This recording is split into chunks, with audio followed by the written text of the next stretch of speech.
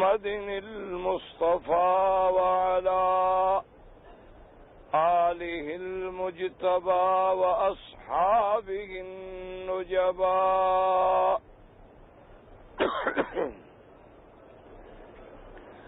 اللهم صل على سيدنا محمد النبي الأمي الهاشمي وعلى آله وأصحابه البررة الكرام وعلى سائر الأنبياء والمرسلين والملائكة المقربين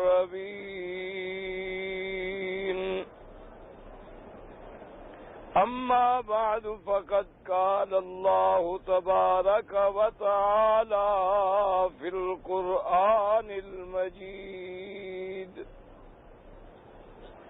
والفرقان الحميد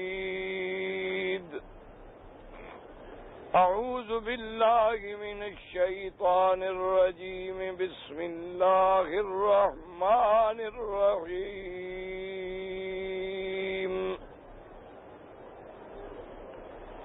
إن الله لا يغفر أن يشرك به ويغفر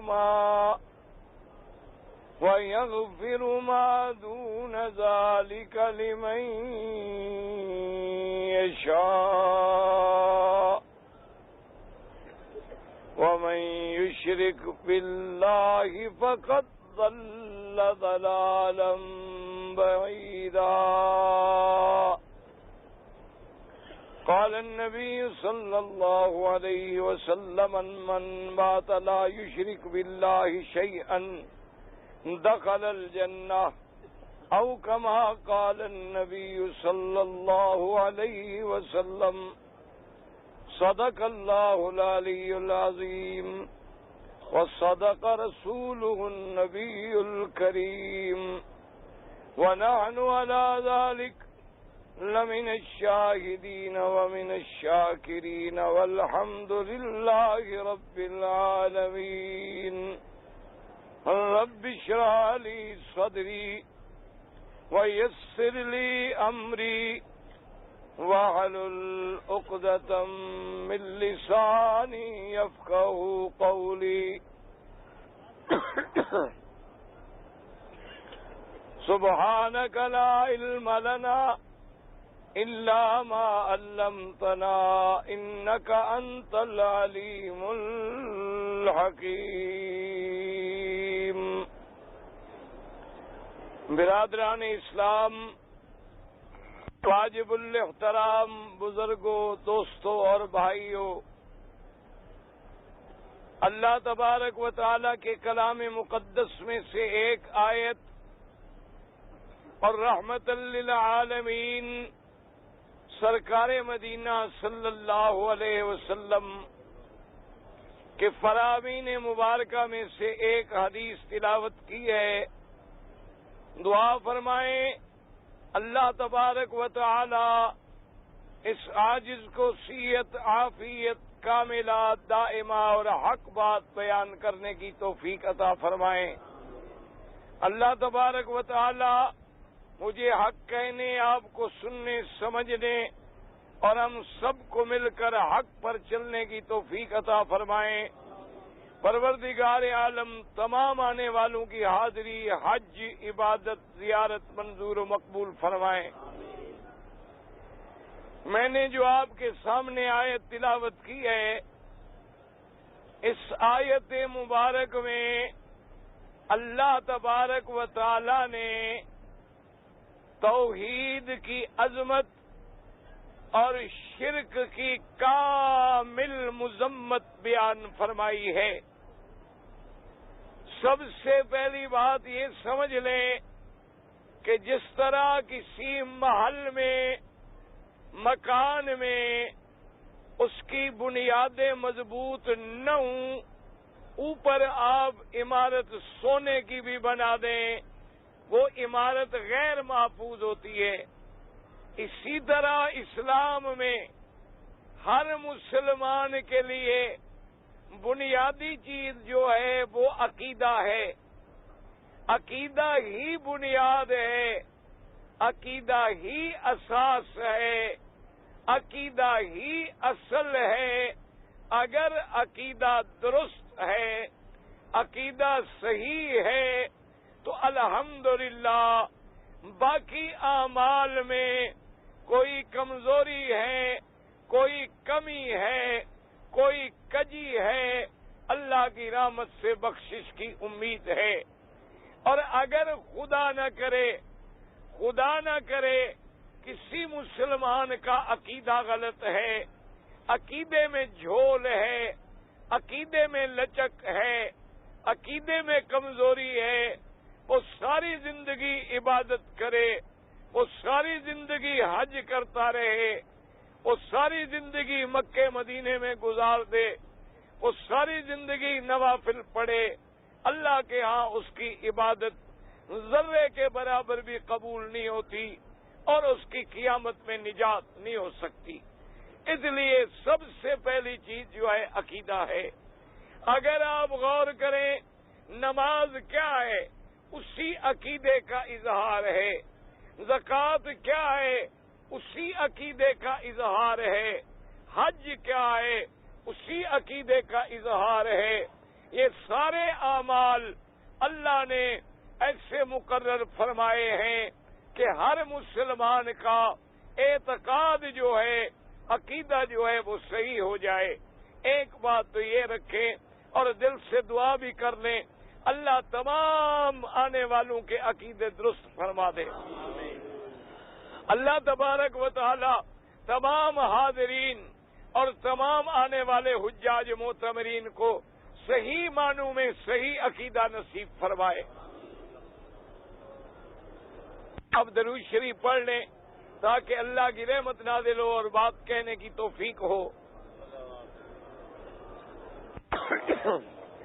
اور دوسری بات یہ یاد رکھیں کہ عقیدہ جو ہے وہ قصے کہانیوں سے ثابت نہیں ہوتا، عقیدہ کسی بزرگ کی باتوں سے بھی ثابت نہیں ہوتا۔ عقیدے کے لیے سب سے اول جو ہے وہ قرآن ہے۔ جب تک قرآن گواہی نہ دے اس وقت تک عقیدہ کسی مسلمان کا درست نہیں ہو سکتا۔ اور قرآن کے بعد وہ حدیث مبارک جو صحیح درجے میں میرے آقا خاتم الانبیاء حبیب کبریا حضرت محمد مصطفیٰ صلی اللہ علیہ وعلا آلہ واصحابہ وسلم تسلیما کثیرا کثیرا سے ثابت ہو۔ حتیٰ کہ اگر حدیث ہے لیکن ضعیف ہے، وہ عقیدے میں حجت نہیں بن سکتی۔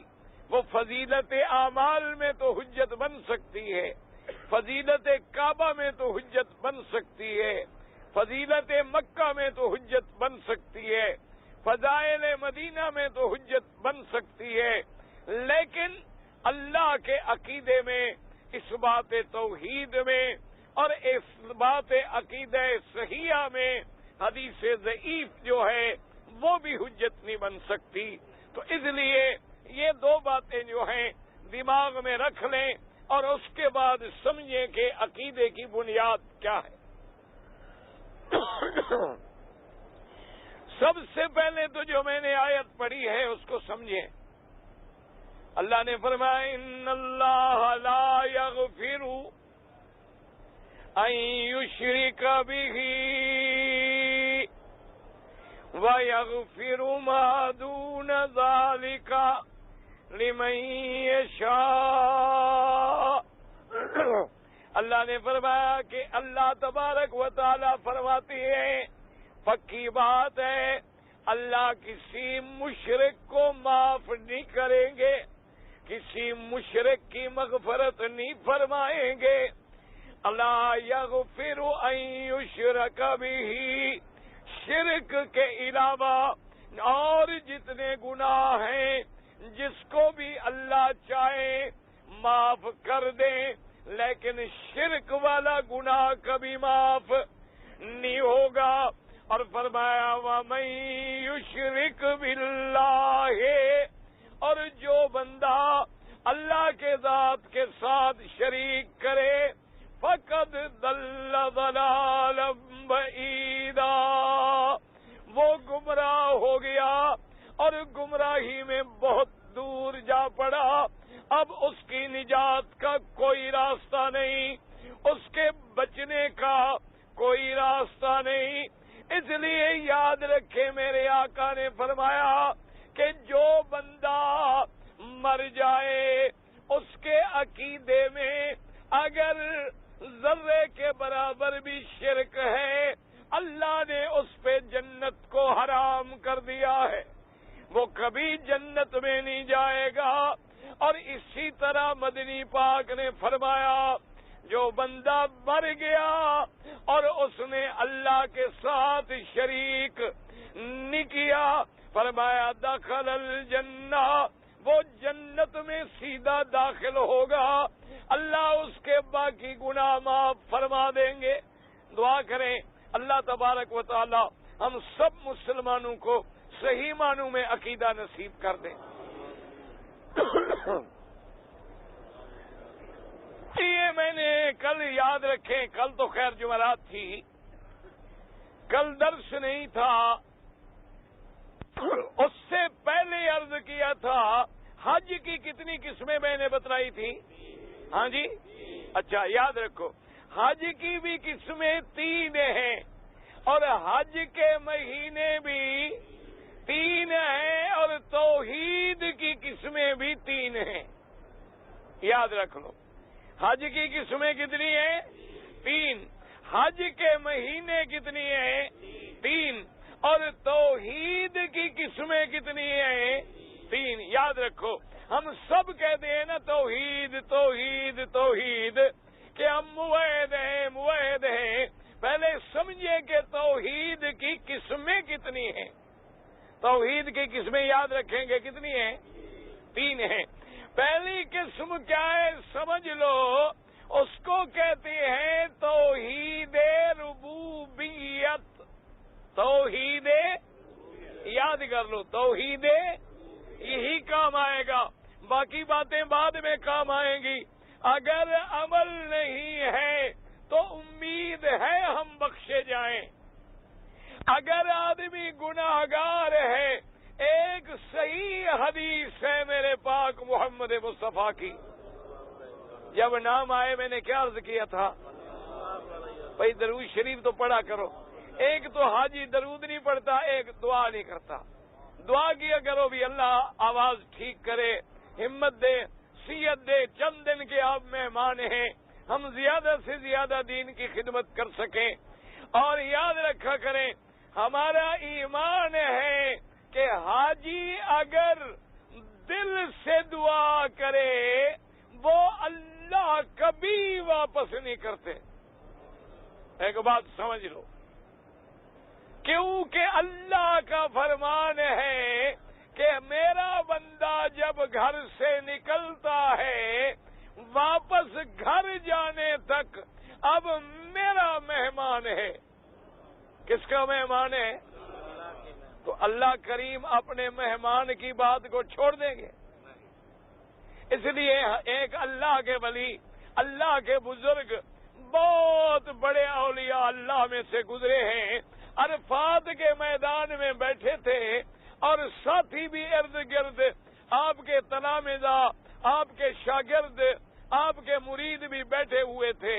انہوں نے اپنے ساتھیوں سے کہا، انہوں نے کہا بھی مجھے ایک بات سمجھاؤ، یہ عرفات میں جتنی لوگ آئے ہیں اگر یہ سارے کے سارے اکٹھے ہو کر ایک سخی کے دروازے پہ جائیں اور اس سے کہیں کہ ہمیں 1 پیسہ خیرات میں دے دو، وہ سخی ان کو خالی کرے گا؟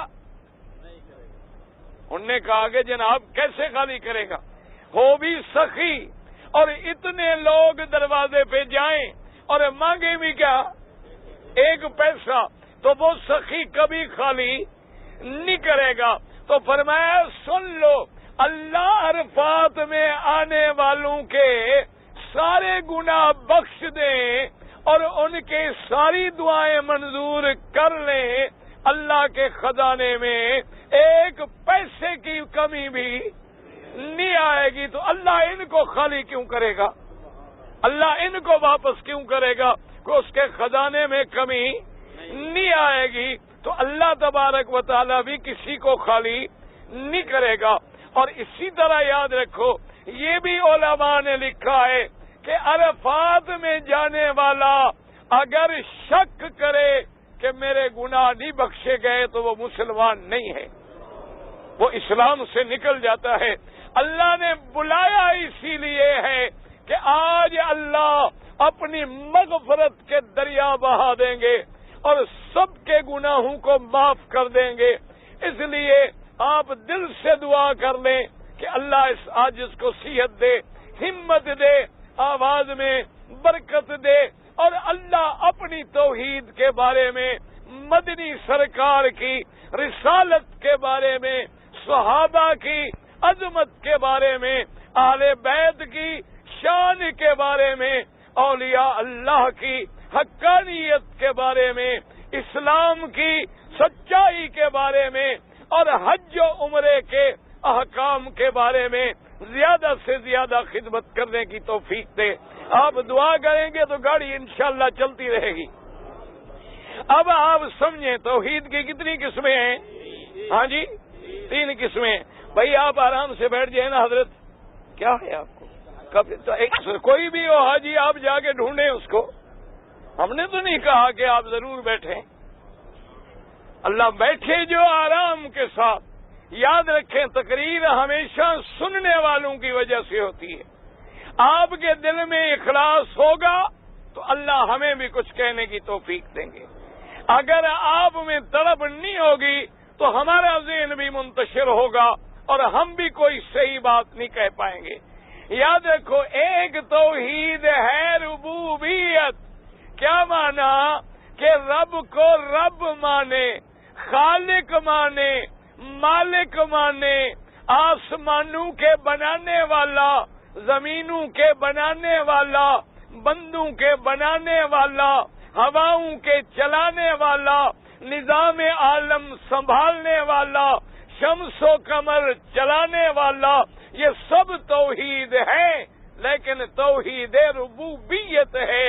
اور یہ توحید جو ہے یہ کافر بھی مانتے تھے، مشرک بھی مانتے تھے، مکے والے بھی مانتے تھے، اور آج بھی کوئی یہودی ہے، کوئی نصرانی ہے، چاہے کوئی ہندو ہے، وہ خدا کا نام نہ لے، وہ چاہے بھگوان کا نام لے، وہ چاہے رام کا نام لے، یہ سب مانتے ہیں کہ آسمانوں کے بنانے والا کون ہے؟ اللہ ہے۔ زمینوں کے پیدا کرنے والا اللہ ہے۔ بندوں کے پیدا کرنے والا اللہ ہے۔ سب کو روزی دینے والا اللہ ہے۔ زمینوں سے چشمے نکالنے والا اللہ ہے۔ سورج چاند کی گردش چلانے والا اللہ ہے۔ یہ سب مانتے ہیں، اس کا نام ہے توحید ربوبیت۔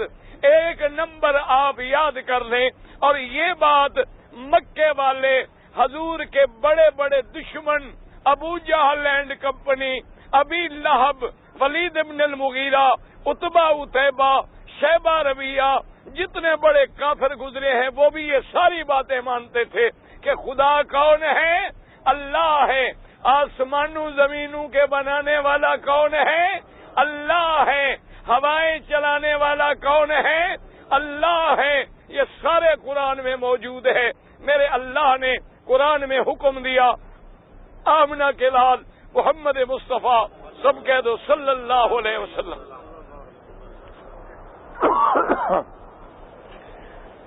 اتنے میں آپ درود شریف پڑھ لیا کریں، وقت ضائع نہ کریں۔ میں قل من یرزقکم من السماء والارض أَمَّن يَمْلِكُ السَّمْعَ وَالْأَبْصَارَ وَمَن يُخْرِجُ الْحَيَّ مِنَ الْمَيِّتِ وَمَن يُخْرِجُ الْمَيِّتَ مِنَ الْحَيِّ وَمَن يُدَبِّرُ الْأَمْرَ فَسَيَقُولُونَ اللَّهُ۔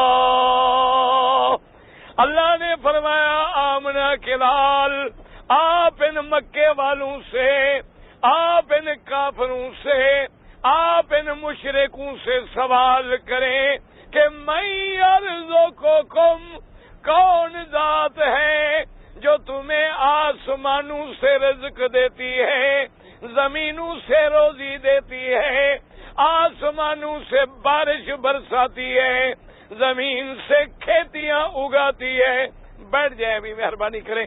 دیکھیں آپ مشرکین سے پوچھیں کیا من یرزقکم، تمہیں کون رزق دیتا ہے، آسمانوں سے پانی برسا کر، زمین سے کھیتیاں نکال کر، من یملک السمع والابصار، قوت سامعہ کا مالک کون ہے، قوت باصرہ کا مالک کون ہے، وَمَن يُدَبِّرُ اور دوسرا من یخرج الحی من المیت، زندہ کو مردے سے کون نکالتا ہے اور مردے کو زندہ سے کون نکالتا ہے۔ یاد رکھیں اس کے دو ترجمے ہیں کہ انڈا مرغی زندہ ہے، انڈا مردہ پیدا ہوتا ہے، پھر انڈا مردہ ہے لیکن بچہ زندہ پیدا ہوتا ہے۔ ایک ترجمہ یہ ہے، اور ایک مفسرین نے فرمایا کہ نہ، وَمَن يُخْرِجُ الْحَيَّ، حی سے مراد مسلمان ہے اور میت سے مراد کافر ہے۔ کون ہے جو مسلمان کے بطن سے کافر پیدا کر دے اور کافر کے بطن سے مومن پیدا کر دے؟ وَمَن يُدَبِّرُ الْأَمْرَ، دیکھ لو کہ ابو جہل کافر ہے، مشرک ہے، کافروں کا سردار ہے، میرے مدنی کا دشمن ہے، اور بیٹا حضرت اکرمہ سب کہہ دو رضی اللہ عنہ صحابی جلیل ہے، بطل من ابطال الاسلام ہے، میرے مدنی کا غلام ہے، خالد ابن ولید کے بعد دوسرے نمبر کا کمانڈر ہے، اور اتنا بڑا صحابی ہے شان والا، اتنا بڑا مجاہد ہے جس نے اسلام کے مارکے لڑے ہیں۔ اللہ کی شان دیکھیں، صلب کافر کی ہے، پیدا ہونے والا مسلمان ہے، اور صلب حضرت نوح نبی کی ہے، اور پیدا ہونے والا بیٹا کافر ہے۔ تو اس لیے فرمایا وَمَن يُخْرِجُ الْحَيَّ مِنَ الْمَيِّتِ، کون زندہ کو مردہ سے نکالے اور مردہ کو زندہ سے نکالے۔ وَمَن يُدَبِّرُ الْأَمْرَ، ساری کائنات کا نظام چلانے والا، وقت پہ سورج کو نکالنے والا، وقت پہ چاند کو نکالنے والا، وقت پہ تاروں کو نکالنے والا، ہواؤں کے چلانے والا، برساتوں کے برسانے والا، یہ سارا کام کون کر رہا ہے؟ کافر کیا جواب دیتی ہیں؟ فَسَيَقُولُونَ اللَّهُ، وہ کیا کہتی ہیں؟ کون کرتا ہے؟ یہ ساری چیزیں کرنے والا کون ہے؟ روزی دینے والا کون ہے؟ برسات کرنے والا کون ہے؟ زمین سے کھیتیاں نکالنے والا، زندہ کو مردہ سے، مردہ کو زندہ کے پیٹ سے پیدا کرنے والا کون ہے؟ اللہ ہے۔ یہ ہے توحید ربوبیت۔ یاد رکھو، توحید ربوبیت کے رب ماننا، خالق ماننا، مالک ماننا، آسمانوں زمینوں کے بنانے والا ماننا۔ لیکن یاد رکھو اتنا عقیدہ رکھنے والا مسلمان نہیں بن سکتا. اگر اسی سے مسلمان بنتے پھر تو سارے کافر بھی مسلمان ہو جاتے. وہ بھی تو یہی سمجھتے تھے کہ ہر حال میں. اچھا اس سے بھی آگے جا کے دیکھ لو, اگر مصیبت پڑے, مشکل پڑے, وہ کہتے تھے بچانے والا کون ہے. اسی لیے آپ کو یاد ہوگا میں نے عرض کیا تھا کہ جب اللہ کے کعبے پہ چڑھائی ہوئی, عبد المطلب نے, یہ کون ہے؟ میرے نبی کا دادا ہے. عبد المطلب کون ہے؟ اچھا حضور کا نام آپ کو آتا ہے؟ الحمدللہ یاد کرو. محمد, آگے محمد ابن عبداللہ, عبداللہ ابن عبد المطلب ابن ہاشم ابن عبد مناف ابن قصی ابن کلاب ابن مرہ. میرے مدنی کا نسب بھی یاد کر لیں. اچھا اب دیکھیں عبد المطلب ہے, اس نے کیا کیا؟ آیا خدا کے کعبے کا طواف کیا. طواف کرنے کے بعد ملتزم پہ کھڑا ہو گیا. اس لیے یاد رکھو حاجیو, یہ نہ کہنا کہ ہم نے طواف کر لیا ہے, ہم نے مدینہ دیکھا ہے, ہم نے عرفات دیکھا ہے, ہم نے لبیک پڑھا ہے. نہ, اگر عقیدہ صحیح نہ ہو 1 کروڑ بھی حج کرو اللہ قبول نہیں کرتا. یاد کر لو اور سمجھ لو اچھی طرح بات.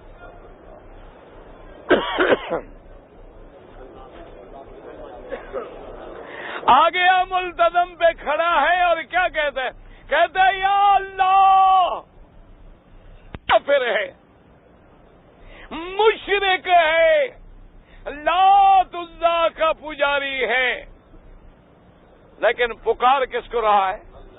ہائے, کیا کہتا ہے؟ یا اللہ ہم کمزور ہیں, ضعیف ہیں, عاجز ہیں, ابرہا زور والا ہے, ہاتھیوں کا لشکر لایا ہے, ہم تیرے کعبے کی حفاظت نہیں کر سکتے, مہربانی کر اپنے کعبے کی حفاظت خود فرما.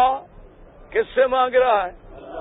ہاں جی, دعا کس سے کر رہا ہے؟ اگر اس کا یقین نہ ہو اللہ پر تو مانگے گا. ہاں جی, دعا کس سے مانگ رہا ہے؟ اللہ سے مانگ رہا ہے.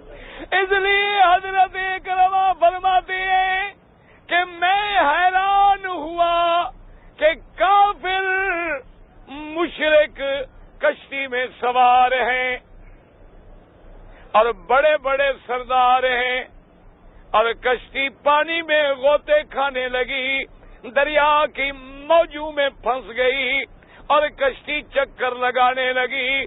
جب ڈوبنے کا یقین ہو گیا, کیا کہتی ہیں؟ یا اللہ.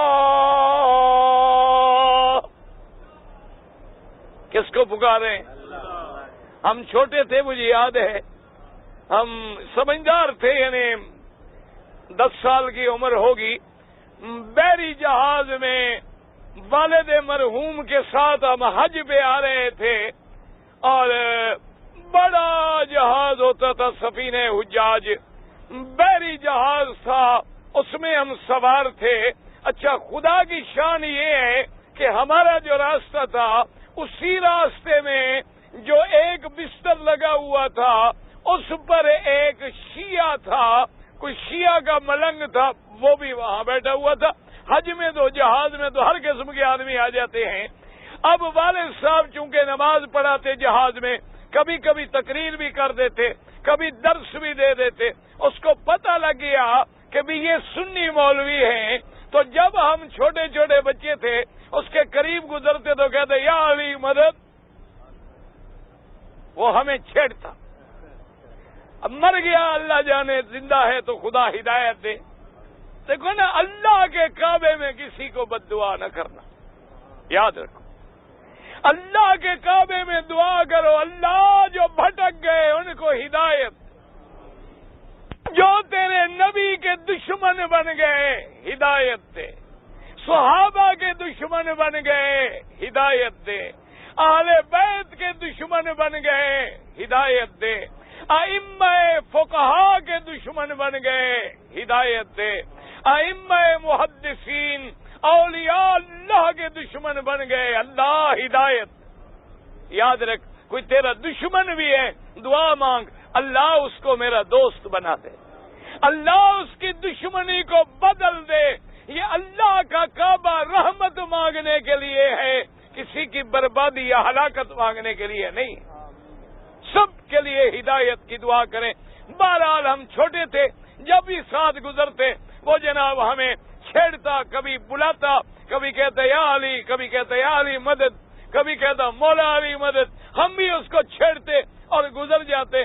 چند دن گزرے، جہاز میں اعلان ہوا کہ آگے تھوڑے 2-4 گھنٹے کے بعد جہاز ایک ایسے علاقے سے گزرے گا جہاں شدید طوفان ہے، لہذا سواریاں جو ہیں اپنی اپنی جگہ بیٹھی رہیں، چلنے پھرنا بند کر دیں، سامان کی حفاظت کریں۔ یہ ہدایت آ گئی۔ چند گھنٹے گزرے، جہاز نے جناب طوفان میں ڈولنا شروع کیا، ادھر کا سامان ادھر، ادھر کا سامان ادھر، اب کھڑے نہیں ہو سکتے، اٹھ نہیں سکتے۔ اب تھوڑی دیر اور گزری، میں اس کے قریب گیا تو چارپائی پہ بیٹھا ہے، کہتے اللہ میاں مہربانی کر۔ میں نے کہا بھائی اب حضرت علی نہیں پہنچے؟ اور کہتے ہیں مولوی جی چھڑو مسئلے، ہوں تو ڈبن لگے۔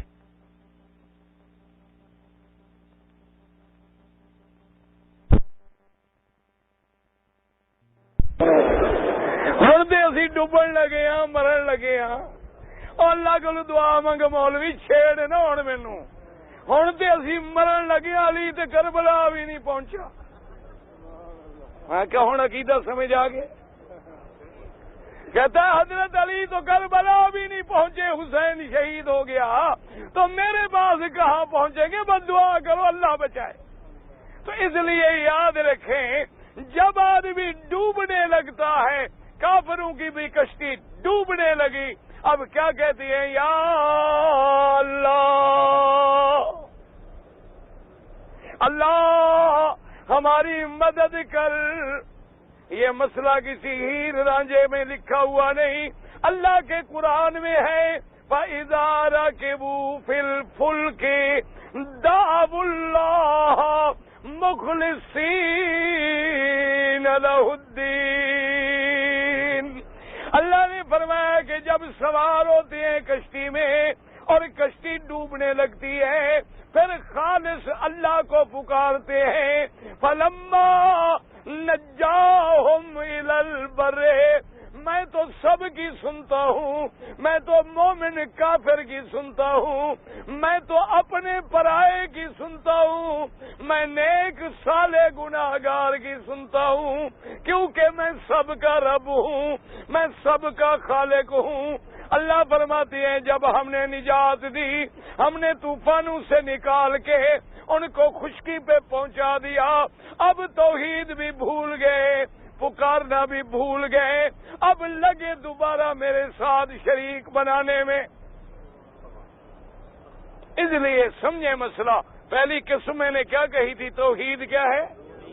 ربوبیت ہے، توحید ربوبیت نمبر 1 یاد رکھ لینا۔ حج کی قسمیں کتنی تھی؟ 3۔ توحید کی کتنی ہے؟ 3۔ پہلی قسم کیا ہے؟ توحید۔ یہ یاد رہے گا انشاءاللہ، انشاءاللہ انشاءاللہ۔ حاجی صاحبان یاد رکھو، اگر یاد کرو گے تو سمجھو آنا قبول ہو گیا ہے۔ اب دوسری قسم سمجھیں، توحید فی الاسماء والصفات۔ کیا معنی؟ اللہ کے جتنی نام ہیں، اللہ کے بہت نام ہیں، 99 نام جو ہیں وہ تو صحیح حدیث محمد مصطفیٰ میں موجود ہیں۔ کتنے نام؟ 99، یعنی 1 کم 100 نام، یہ تو صحیح حدیث میں موجود ہیں۔ اور بعض نام میرے اللہ کے قرآن میں بھی موجود ہیں۔ ویسے علماء نے لکھا ہے اللہ کے نام 1000 سے بھی زیادہ ہیں. بعض علماء نے لکھا 3000 سے بھی زیادہ ہیں. علماء نے اللہ کے نام پر کتابیں لکھی ہیں باقاعدہ. مشہور کتاب ہے الاسنا فی اسماء اللہ الحسنی، بڑی مشہور کتاب ہے. اور بھی کتابیں ہیں. تو اللہ کے بڑے نام ہیں، اللہ کی بڑی صفتیں ہیں. توحید نمبر 2 یاد رکھیں کہ جو نام اللہ کے قرآن میں ہیں ان سب پر ہمارا ایمان ہے. سمجھ لو مسئلہ. یعنی جو نام اللہ کے قرآن میں لکھے ہیں یا حدیث نبی پاک میں موجود ہیں ان سب پر ہمارا ایمان ہے. اور جو صفتیں اللہ نے قرآن میں یا حدیث محمد مصطفیٰ میں بیان کی ہیں ان صفتوں پر بھی ہمارا ایمان ہے کہ جیسے اس کی شان کو زیبا ہے. مثال سمجھیں، میرے نبی کی حدیث میں ہے کہ اللہ رات کے آخری حصے میں عرش معلی سے آسمان دنیا پہ اترتے ہیں. اللہ آسمان دنیا پہ اترتے ہیں. تو بس اب ہمارا عقیدہ کیا ہوگا کہ ہمارا ایمان ہے کہ اللہ اترتے ہیں. اب کیسے اترتے ہیں یہ بات کوئی نہیں جانتا. جیسے اس کی ذات بے مثل ہے اسی طرح صفات بھی بے مثل بے مثال ہیں. سمجھ لیں مسئلہ. اللہ نے فرمایا کہ میں دیکھتا ہوں. اللہ نے فرمایا کہ تم میری آنکھوں میں ہو. اللہ نے فرمایا کہ میں تمہارے ساتھ ہوں. ہمارا ایمان ہے. اللہ نے فرمایا کہ میرے ہاتھ ہیں. اللہ نے فرمایا کہ قیامت والے دن جب کافروں کو جہنم میں ڈالیں گے تو جہنم کیا کہے گی؟ حل من مزید، اور لاؤ اور لاؤ. اور کافر ڈالیں گے اور کافر ڈالیں گے اور کافر ڈالیں گے. جہنم نہیں بھرے گی. حدیث میں آتا ہے حتی یضع قدمہ، اللہ پاک اپنا قدم مبارک رکھیں گے. اب جہنم جواب دے جائے گی اب ہمارا قدم پر بھی ایمان، اللہ کے ید پر بھی ایمان، اللہ کے وجہ پر بھی ایمان، اللہ کی صفتوں پر بھی ایمان. لیکن ہم بحث نہیں کریں گے کہ وہ قدم کیسے ہے، وہ آنکھیں کیسی ہیں، وہ چہرہ مبارک کیسے ہے. اس بحث کی ہمیں اجازت نہیں. یہ بھی عقیدے کا حصہ ہے.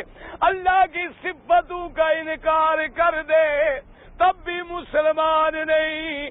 اللہ کی صفتوں میں تعویل کرے، اللہ کی صفتوں کو معطل کر دے، اللہ کی تشبیہ بیان کرے، اللہ کی مثالیں بیان کرے، اللہ کی تمثیل کا قائل ہو تب بھی مسلمان نہیں ہے.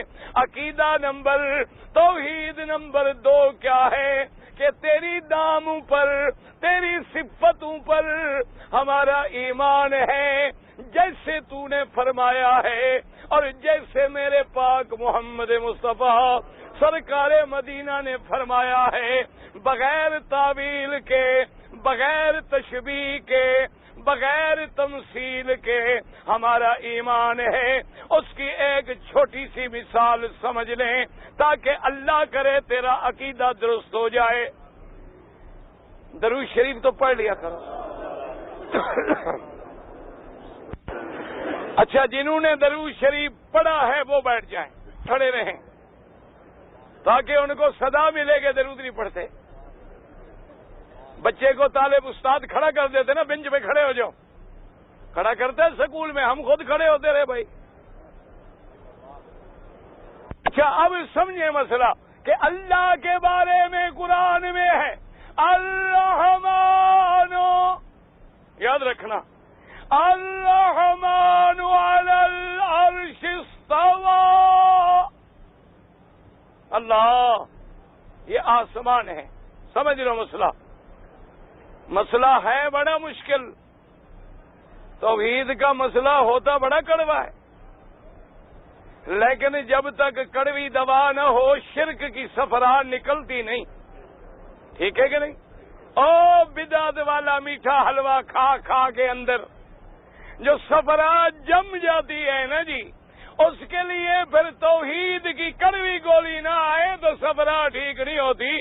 ساری زندگی حلوے میں گزر جائے، کل خانیوں میں گزر جائے، اور شریف 11ویں شریف 27ویں شریف 12ویں شریف جمعرات شریف، پتہ نہیں سارے شریف تم لے گئے، کوئی مکے مدینے میں بھی چھوڑا کہ نہیں؟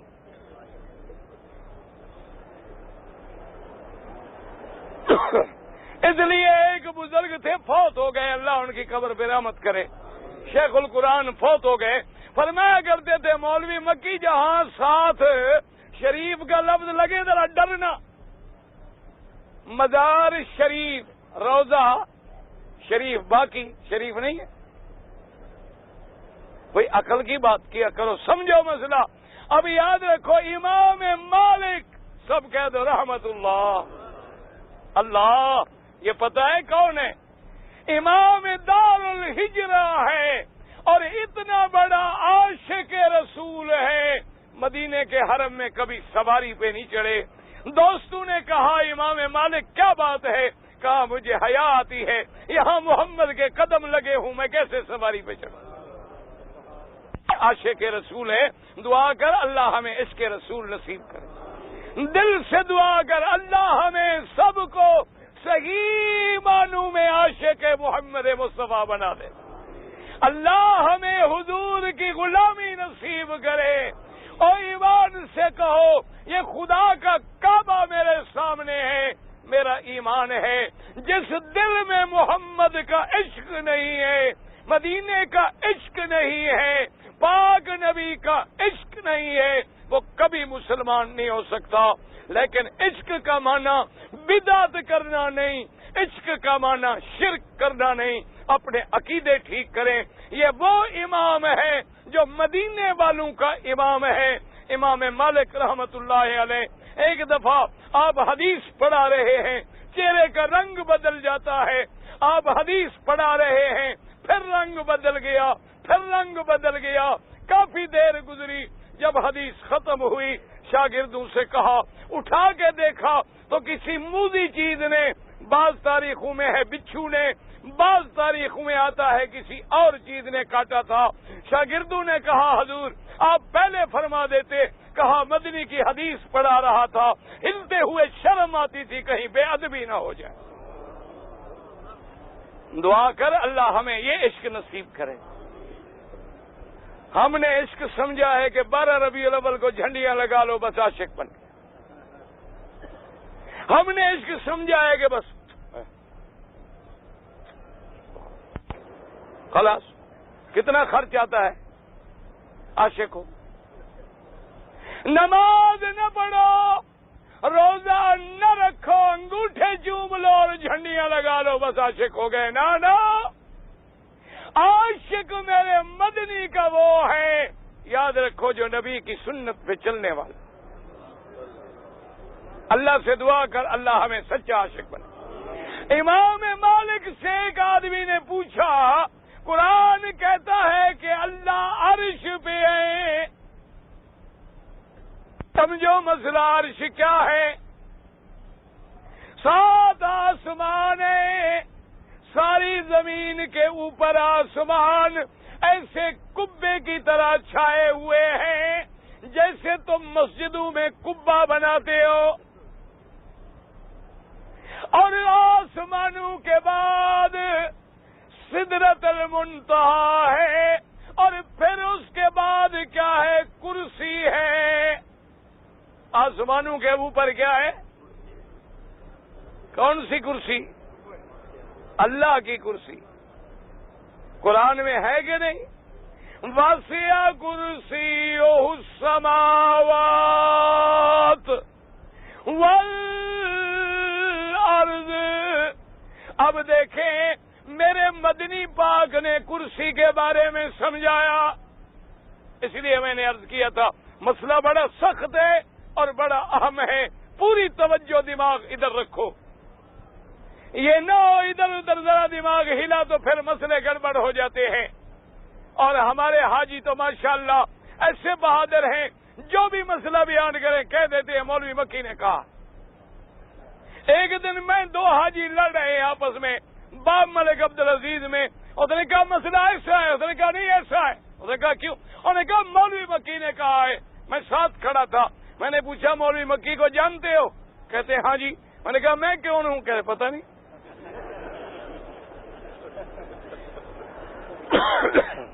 تو میں نے کہا مولوی مکی نے کیسے کہا ہے اللہ کے بندے؟ اور نے کہا جی بس ہم نے سنا ہے مکے سے مکی کا نام آسان ہے، پر جو رسی کسی کی گلے میں نہ پڑے وہ میرے گلے میں فٹ کر دیتے ہیں۔ کہتے ہیں جی مولوی مکی نے کہا ہے، مولوی مکی نے، مولوی مکی کے باپ کو بھی پتہ نہیں ہوتا۔ اس لیے مسئلہ سمجھے کہ 7 آسمان اور 7 زمینیں، میرے مدنی نے فرمایا اگر ہم زمینوں کو یوں بچھا دیں اور آسمانوں کو بھی یوں بچھا دیں تو یہ سارے مل کر کرسی کے سامنے ایسے ہوں گے جیسے چٹیل میدان میں اتنا کڑا لوہے کا ڈال دو وہ کتنی جگہ روکے گا؟ یعنی ایک میدان ہے چٹیل، اس میں آپ یوں کڑا ڈال دیں وہ کتنی جگہ روک لے گا؟ یہ سارے 7 آسمان اور 7 زمینیں جو ہیں یہ کرسی کے مقابلے پہ اتنی ہیں۔ سمجھ آ رہی ہے بات؟ اس لیے قرآن نے خود کہہ دیا، سب مرد عورت آیت الکرسی پڑھتے ہو کہ وسع کرسیہ السماوات والارض ولا یؤودہ حفظہما وہو العلی العظیم۔ اب کرسی کتنی بڑی ہوئی؟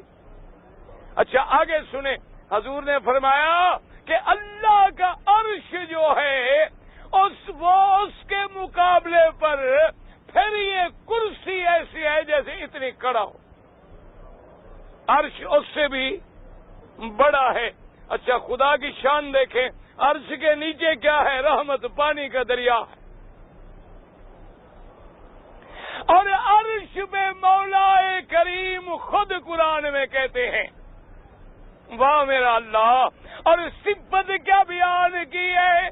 الرحمن الرحمن علی العرش استوى۔ امام مالک سے جب پوچھا گیا، بس یہ بات یاد رکھ لیں، ساری صفتوں کا مسئلہ انشاءاللہ سمجھ آ جائے گا۔ امام مالک نے کیا جواب دیا؟ انہوں نے کہا پوچھنے والے، جو اللہ نے قرآن میں کہا ہے ہمارا ایمان ہے، الاستواء معلوم، انہوں نے کہا ہمارا ایمان ہے، استوا معلوم ہے، حق ہے، لیکن اللہ کیسے بیٹھے ہیں کیفیتہ مجہول، اس کی کیفیت ہم بیان نہیں کر سکتے، والسؤال عنہ غیر معقول، اور ایسی باتوں کا سوال کرنا یہ بھی عقل مندی نہیں ہے۔ مخلوق کا عقل اتنی چھوٹا ہے، اس میں یہ بڑے بڑے مشکل سوال حل ہی نہیں ہو سکتے۔ بس اتنا ایمان ہو کہ تمام اسماء، تمام صفات میرے اللہ کی حق ہیں، تمام اسماء بھی اور صفات بھی حق ہیں۔ اور یہ بھی یاد رکھو دنیا میں کوئی انسان اللہ کو نہیں دیکھ سکتا، اللہ کو سمجھ لیں مسئلہ، دنیا میں کوئی انسان اللہ کو نہیں دیکھ سکتا اور نہ دیکھنے کی طاقت رکھتا ہے۔ اللہ کے قرآن میں ہے کہ سیدنا موسیٰ کہہ دو علیہ السلام،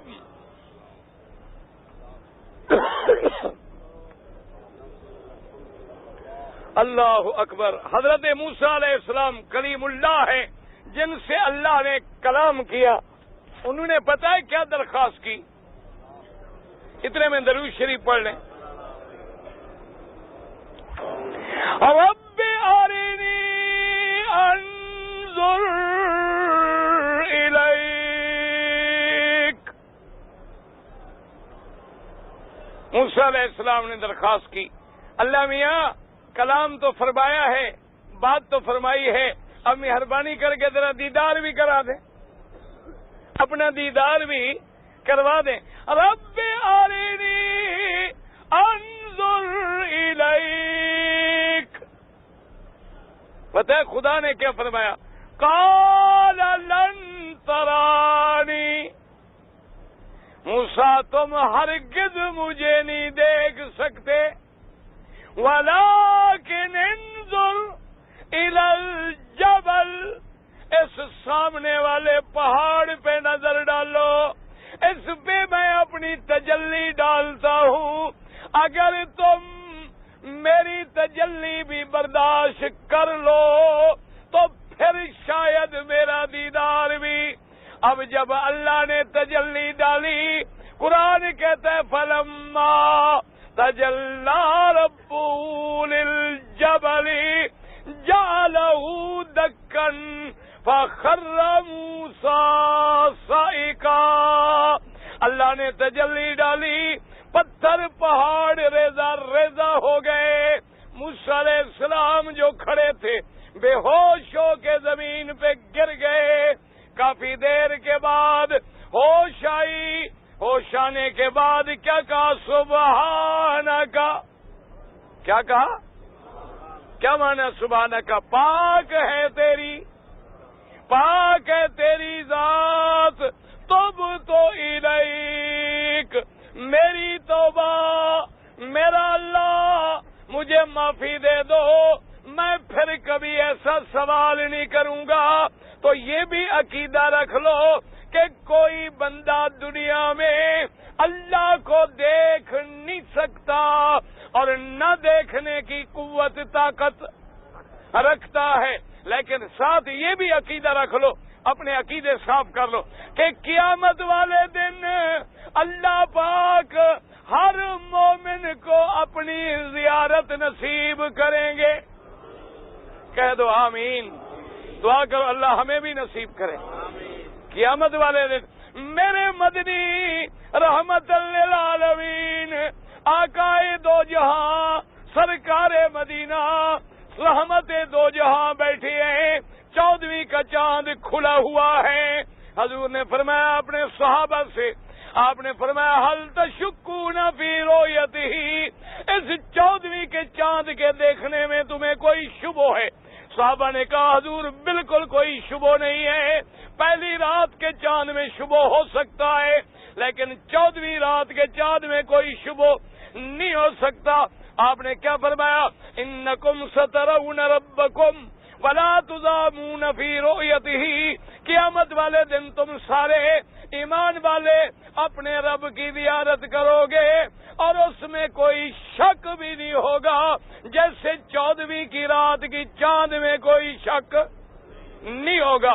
دنیا میں کوئی بندہ خدا کو نہیں دیکھ سکتا لیکن قیامت میں سارے مومن خدا کو دیکھیں گے. یہ عقیدہ رکھ لو. اچھا یاد رکھو اور بھی ساتھ سمجھ لو حدیث مبارک. آج کل مشکل یہ ہے کہ عقیدے کی باتیں سننا اور ہضم کرنا مشکل ضرور ہوتا ہے. لوگوں کو لذت آتی ہے جھوٹے قصوں میں. ہاں خدا کی شان ہے، عادت ہو گئی ہے لوگوں کو. جھوٹے قصے بناؤ نا جی، بڑے لوگ خوش ہوتے ہیں، پھر بڑے جھوم جھوم کے سنتے ہیں. ماشاءاللہ بڑی پرانی بات ہے، میں جہاد میں رہتا تھا. ایک بوڑھی عورت بالکل 80 سال سے بھی اوپر شاید ہوگی، آئی گزری، دیکھا، کہنے لگی بیٹا پنجابی جانتے ہو؟ میں نے کہا ہاں جانتا ہوں. کیا بات ہے؟ کہتی ہے پتر بلال دی مسجد دا رستہ کیڑا ہے؟ میں نے کہا اماں کیا کرنا ہے وہاں؟ کہتے جی زیارت کے لیے جانا ہے.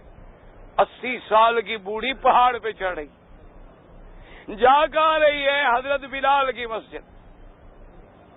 مسلمانوں ایمان سے کہو حضرت بلال کوئی سردار تھا یا غلام تھا؟ ہاں جی نہ مکے میں جائیداد تھی بلال کی؟ اچھا، غلامی کی حالت میں اسلام لائے، حبشہ ہجرت کر گئے، واپس آئے، مدینہ ہجرت کر گئے، پھر ساری زندگی مدنی کے ساتھ رہے، تو مسجد کہاں بنائی تھی؟ کوئی عقل ہے؟ اچھا، پھر ایمان سے کہیں محمد مصطفیٰ نماز پڑھائیں کعبے میں، بلال ہوتے تھے پہاڑ پہ، کل بھی تو اللہ نے دیا ہے نا۔ لیکن بس ہماری عادت ہے، کہتے ہیں جی ہمارے وہ جو ملنگ برادری ہے نا، وہ کہتے ہیں آواز آتی ہے، پتہ نہیں کہاں سے آتی۔ آج تک بدبختوں نے یہ نہیں بتایا کہ آواز کہاں سے آ رہی ہے۔ اچھا، اور ہمارے یہ جو عاشق ہیں ماشاءاللہ حلوے والے، یہ کہتے ہیں بزرگوں نے فرمایا ہے، بس بزرگوں نے فرمایا۔ اور خدا کے بندو یاد رکھو، اصل میں مسجد تھی ہلال۔ مسجد کیا تھی؟ ہلال۔ ہلال مانا چاند۔ مکے والے پہاڑ پہ چڑھ کے اسی جگہ کھڑے ہو کے چاند دیکھا کرتے تھے، اونچی جگہ پہ کھڑے ہو کے۔ وہ ہلال کا نقطہ مولوی نے بگاڑ کے بلال بنا دیا۔ مولوی بڑی بلاش ہے، جو مرضی آئے ماشاءاللہ بنا ڈالے، ورنہ حضرت بلال غلام ہے، امیہ کا غلام ہے، صدیق نے خریدا ہے، مدنی کا غلام ہے، جس نے ساری زندگی پھر میرے پاک نبی کو ایک لمحے کے لیے بھی نہیں چھوڑا۔ صبر میں بھی ساتھ ہے، حضر میں بھی ساتھ ہے، مدینے میں بھی ساتھ ہے۔ پھر جب میرے مدنی کی وفات ہو گئی، پھر بلال مدینہ چھوڑ گئے، شام چلے گئے، کہا اب میں اس شہر میں زندگی نہیں گزار سکتا جہاں مجھے محمد نظر نہ آئے۔ سب کہہ دو رضی اللہ عنہ۔ اللہ کے بندے، اس لیے مسئلہ سمجھیں، اللہ تبارک و تعالی۔ اب جناب مسئلہ سمجھیں کہ دنیا میں تو کوئی بندہ خدا کو نہیں دیکھ سکتا، لیکن آخرت میں سب دیکھیں گے۔ اور یہ بھی یاد رکھو، بعض لوگ ہوں گے جن کو مہینے میں زیارت ہوگی، بعض ایسے ہوں گے جن کو ہر ہفتے میں زیارت ہوگی، اور بعض ایسے ہوں گے جن کو روزانہ زیارت ہوگی، اور بعض ایسے ہوں گے کہ ہر وقت دیدار کریں گے۔ قیامت میں مرتبے ہوں گے۔ اللہ تبارک و تعالی اب یہ دو مسئلے سمجھ لیں، اب تیسرا مسئلہ سمجھ لیں کہ کیا آمنہ کے لال نے میرے پاک نبی حضرت محمد پاک نے سب کو صلی اللہ علیہ وسلم۔ اب مسئلہ سمجھیں کہ حضور نے بھی خدا کو دیکھا ہے یا نہیں دیکھا، یہ مسئلہ بھی سمجھ رہے اچھی طرح۔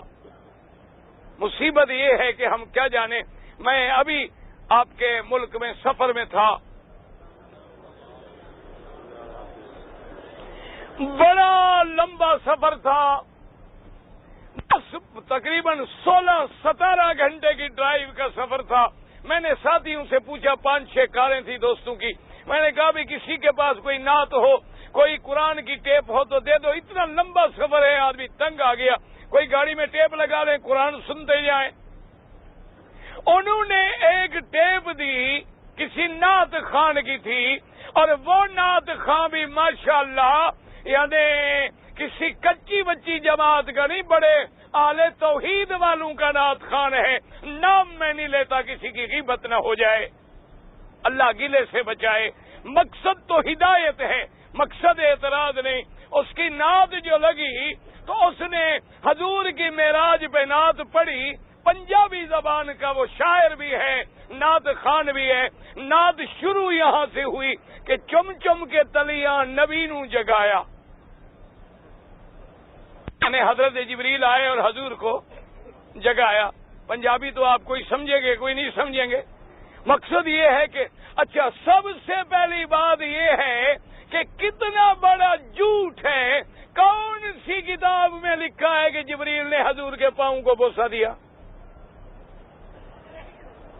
اور جناب لوگ آگے بیٹھے ہوتے ہیں، سبحان اللہ سبحان اللہ، واہ جی واہ، ماشاءاللہ جی سبحان اللہ، نعت خاں کیا کہہ رہی ہے پتہ نہیں کہ جھوٹ بول رہا ہے۔ اب کہتا ہے جب حضور جاگ گئے تو حضور نے پوچھا کہ جبریل کیوں آئے ہو؟ اس نے عرض کیا حضور اللہ نے بلایا ہے۔ فرمایا کیوں بلایا ہے؟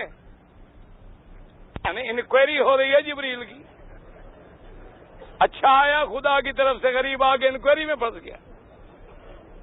حضرت جبریل نے کہا اللہ نے آپ کو بلایا ہے کہ اپنا دیدار کرانا ہے۔ حضور نے فرمایا جاؤ جبریل میں نہیں جاتا، یہ تو سب نبیوں کو دیدار ہو چکا، کوئی نئی بات کرو۔ اب کتنا بڑا جھوٹ ہے کہ سب نبیوں کو دیدار ہو چکا ہے، یہ اللہ کے قرآن پہ بھی جھوٹ، محمد مصطفیٰ کے فرمان پہ بھی جھوٹ ہے۔ اللہ قرآن میں کہتا ہے موسیٰ تم میری زیارت نہیں کر سکتے اور کہنا کہ سب کو دیدار ہو چکا ہے۔ مسئلہ سمجھو، کسی نبی کو بھی دنیا میں اللہ کا دیدار نہیں ہوا، صرف آمنہ کے لال ہیں، شان محمد مصطفیٰ ہے۔ آپ کے بارے میں بھی صحابہ کے دو قول ہیں۔ ایک جماعت کہتی ہے کہ حضور کو بھی دیدار نہیں ہوا، لیکن ایک جماعت جس طرف بہت بڑے صحابہ ہیں جلیل القدر، وہ کہتے ہیں نا حضور کو دیدار ہوا ہے، حضور نے اپنے رب پاک کو دیکھا ہے اور کسی نبی نے نہیں دیکھا۔ میرے مدنی کے بارے میں بھی دو قول ہیں۔ ایک جماعت کہتی ہے کہ حضور نے بھی نہیں دیکھا، لیکن بعض صحابہ، اکثر صحابہ کہتے ہیں کہ حضور نے دیکھا ہے، اللہ نے اپنا دیدار کرایا ہے۔ اچھا اب یاد رکھو، جو کہتے ہیں کہ حضور نے دیدار کیا ہے، وہ کہتے ہیں وہ دیدار کہاں ہوا ہے، کب ہوا ہے؟ جب حضور معراج پہ، جب حضور، اچھا معراج آسمانوں پہ ہوا کہ زمین میں؟ معراج کہاں ہوا؟ آسمانوں میں۔ تو اس لیے علماء کہتے ہیں کہ اگر مدنی پاک نے بھی دیکھا ہے تو اس دنیا میں یا اس زمین پر تو آپ نے بھی نہیں دیکھا، دیکھا ہے تو پھر آسمانوں میں دیکھا ہے۔ آسمانوں کا حکم علیحدہ ہے اور زمینوں کا حکم جو ہے وہ علیحدہ ہے۔ آسمانوں کی مخلوق علیحدہ ہے اور زمین کی مخلوق علیحدہ ہے۔ یاد رکھو اب کوئی بندہ نہیں دیکھ سکتا، لیکن قیامت میں ہر ایمان والے کو اللہ کی دیدار نصیب ہوگا۔ ایک حدیث ہے صحیح، میرا اللہ فرمائیں گے مومن جب جنت میں چلے جائیں گے دعا کر اللہ ہم سب کو جنت الفردوس نصیب کرے۔ اللہ فرمائیں گے یا عبادی